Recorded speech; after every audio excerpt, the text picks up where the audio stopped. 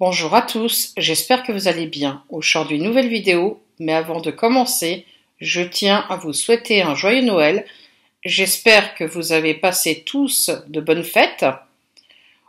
Aujourd'hui, la vidéo, ça sera un creepypasta. Ça ne sera pas une longue vidéo, car j'ai pas mal de projets pour l'année prochaine sur ma chaîne YouTube. Mais je tenais quand même à vous partager ce creepypasta. Alors, installez-vous bien, et c'est parti!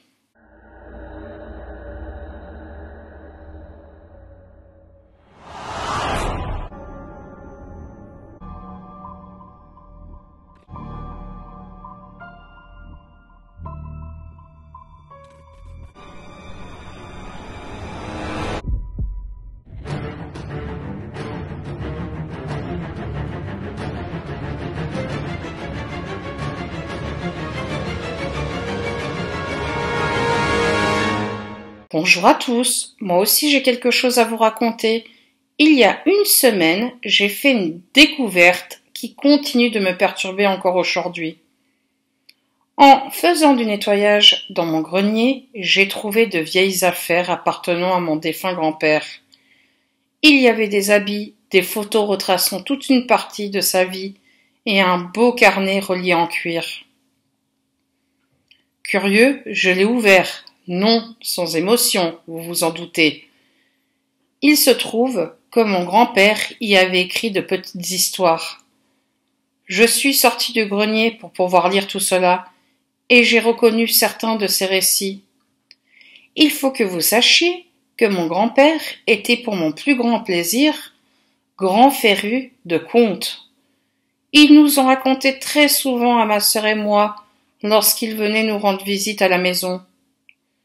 J'ai versé une petite larme en relisant certaines histoires qui avaient bercé mon enfance et que mon grand-père avait pris soin de consigner dans ce carnet. J'ai remarqué qu'il avait même noté quelques expressions orales dans ces textes, du type « Écoutez bien les enfants » ou « Vous comprenez », preuve que ces contes étaient directement destinés à nous être lus. Cependant, parmi la cinquantaine d'histoires courtes rédigées à la main, un certain nombre ne m'évoquaient absolument aucun souvenir. Mais si je poste ici, c'est parce que certaines histoires que je ne connaissais absolument pas m'ont dérangé. Parmi celles-ci étaient introduites de la sorte en grosses lettres, à raconter au coin du feu, le soir de Noël pour que mes petits-enfants sachent la vérité. Mon grand-père disait donc ici que l'histoire qui suivait n'était pas une invention de sa part. Cela rend ce texte étrange avant même de commencer à lire. Je vous ai recopié ici, il s'intitule Le vrai Père Noël. Il était une fois un vieil homme. L'histoire ne dit pas son nom.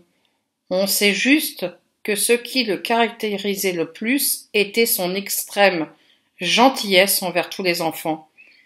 Il travaillait dans une fabrique de jouets, si bien que sa maison était un véritable paradis pour tous les enfants du monde. Chevaux à bascule, petits soldats, poupées, pantins, jeux de société. Le soir, il restait des heures à la sortie des écoles, repérant les enfants les plus, intéressants. La plupart du temps, tous ces jeunes petits êtres repartaient en tenant la main d'un ou deux de leurs parents. Mais parfois, il en restait un seul perdu au bord des larmes, cherchant du regard son père ou sa mère, ou bien quelque figure rassurante. Le vieil homme s'approchait alors de lui, un petit jouet à la main. « Tu es perdu, mon petit ? Oh, tu aimes cette petite marionnette ? Viens chez moi, il y a plein d'autres jouets qui n'attendent que toi, et tu pourras bien t'amuser pendant que j'appellerai tes parents pour qu'ils viennent te chercher. Allez, viens, tiens-moi la main. » Arrivés dans la maison du vieux monsieur, les marmots avaient toujours les yeux qui se remplissaient d'étoiles. Il y avait tant à voir, et si peu de temps, jusqu'à ce que maman ou papa ne viennent les chercher.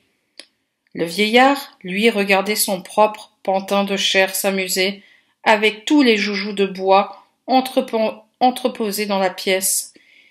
Il aimait beaucoup ce moment, lire la joie dans les yeux des enfants.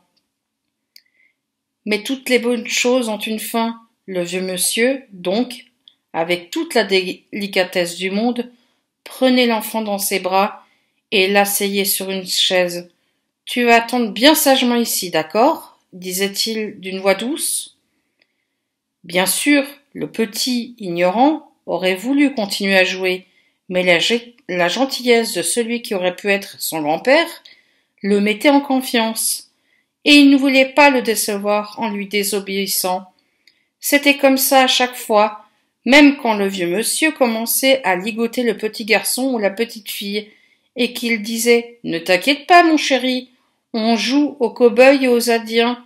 L'enfant restait sage, statique sur sa chaise, telle une poupée. Lorsque le vieux monsieur commençait à se servir de son couteau, ni le tic-tac des horloges, ni le tchou-tchou des petits trains n'arrivaient à masquer des cris de joie des enfants.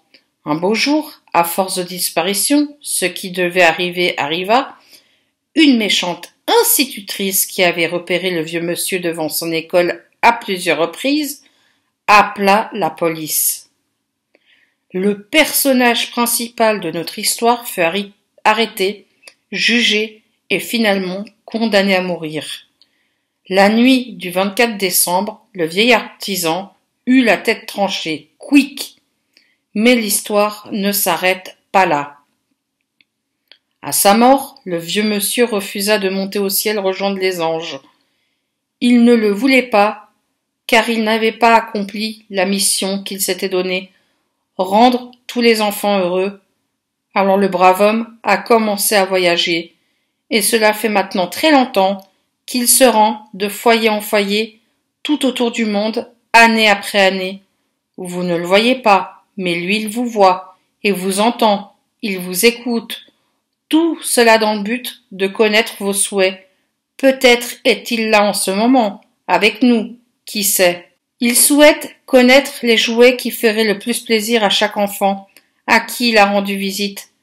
Quand il n'est pas aux côtés d'un enfant, il est à son atelier en train de confectionner les plus beaux joujoux qui soient. Malheureusement, 12 mois ne sont pas assez longs pour confectionner tant de jouets lorsque l'on n'est pas aidé par une bande de lutins. Alors il doit faire des choix, et s'il surprend un enfant en train de faire une bêtise, alors celui-ci n'aura pas la chance de recevoir un jouet confectionné avec amour au pied du sapin. Bien sûr, les enfants, vous qui êtes malins, vous avez compris que le héros de cette histoire n'est autre que celui que l'on nomme communément le Père Noël.